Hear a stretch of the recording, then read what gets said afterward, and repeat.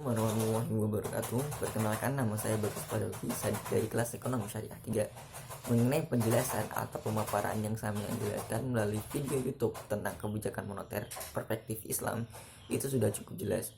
Namun ada beberapa konteks catatan dan juga beberapa tanggapan terhadap video tersebut. Yang pertama, kita melihat dari pengertian dari kebijakan moneter itu sendiri. Pengertian dari kebijakan moneter itu sendiri adalah kebijakan pemerintah yang dikeluarkan guna untuk mengatur perekonomian atau memperbaiki perekonomian dengan cara jumlah uang yang beredar. Nah, artinya jumlah uang yang beredar itu sangat berpengaruh sekali terhadap pertumbuhan ekonomi. Apabila jumlah uang yang beredar itu terlalu banyak, maka akan terjadi inflasi. Namun apabila jumlah uang yang beredar itu terlalu sedikit, juga akan terjadi deflasi. Begitu.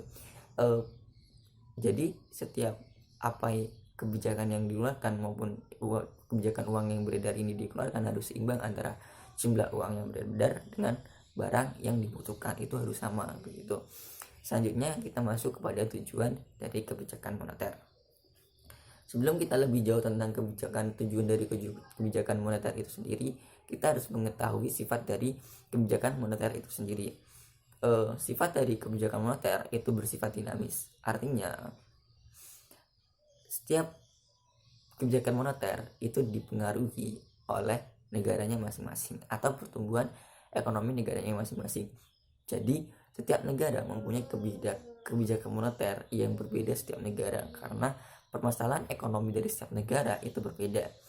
Tujuan umum yang sangat diketahui oleh khalayak umum atau khalayak ramai itu tentang kebijakan moneter, pastinya yang pertama tentunya itu tentang pertumbuhan ekonomi dan kesejahteraan masyarakat. Itu yang sangat diketahui oleh kebijakan umum. Namun kita kerucutkan lagi yang sangat penting dari tujuan dari kebijakan moneter itu ada 4. Yang pertama itu pertumbuhan ekonomi, yang kedua kesempatan kerja, yang keempat kestabilan harga, dan yang kelima yang keempat itu ada yang ketiga kestabilan harga, dan yang keempat itu adalah keseimbangan neraca pembayaran.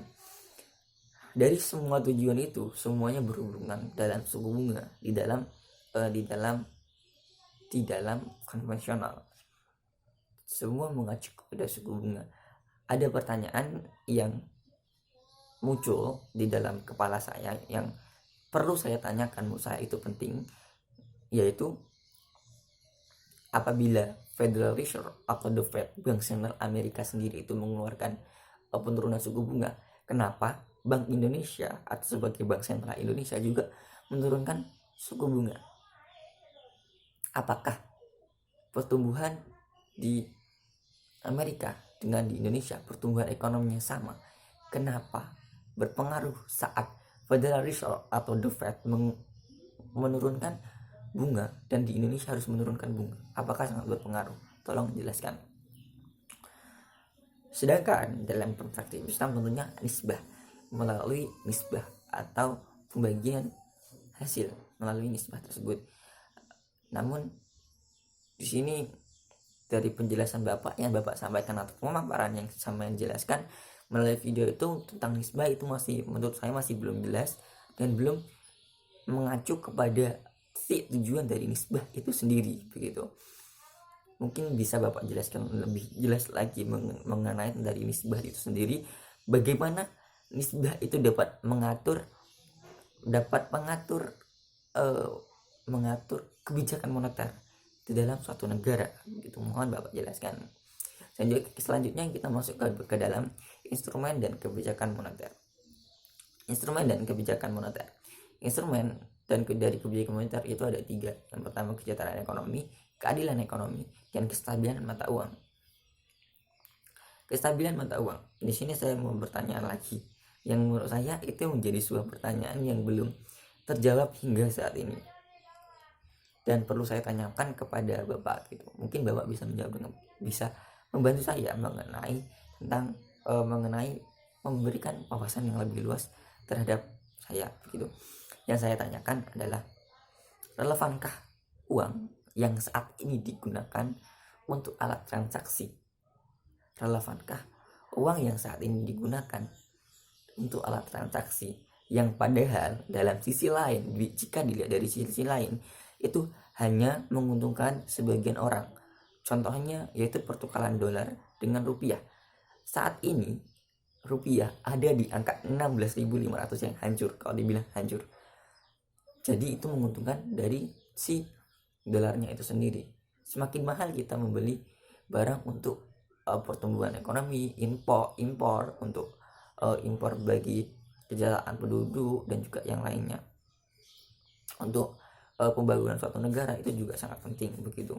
Tolong Bapak jelaskan apakah relevankah penggunaan uang sekarang sebagai alat transaksi yang nilai tukarnya itu sangat berubah-ubah dan tidak stabil sama sekali begitu. Selanjutnya mengenai nisbah atau distribusi kekayaan. Saya mau tanya, distribusi kekayaan itu bagaimana cara mendistribusikan kekayaan di zaman Rasulullah sehingga semua itu dapat terbagi kekayaannya. Jadi tidak ada si miskin dan tidak ada yang si kaya, semuanya sama begitu. Jadi bagaimana agar distribusi kekayaan itu disalurkan secara merata? Tolong jelaskan. Serta dalam video pemaparan atau yang Bapak jelaskan melalui YouTube tersebut, ada dari dampak dari kebijakan moneter yang menurut saya pribadi belum terlalu tertuju kepada dampak dari kebijakan moneter secara umum ataupun secara dalam kehidupan masyarakat. Mohon Bapak jelaskan kembali dan sebagai tambahan ilmu pengetahuan bagi saya.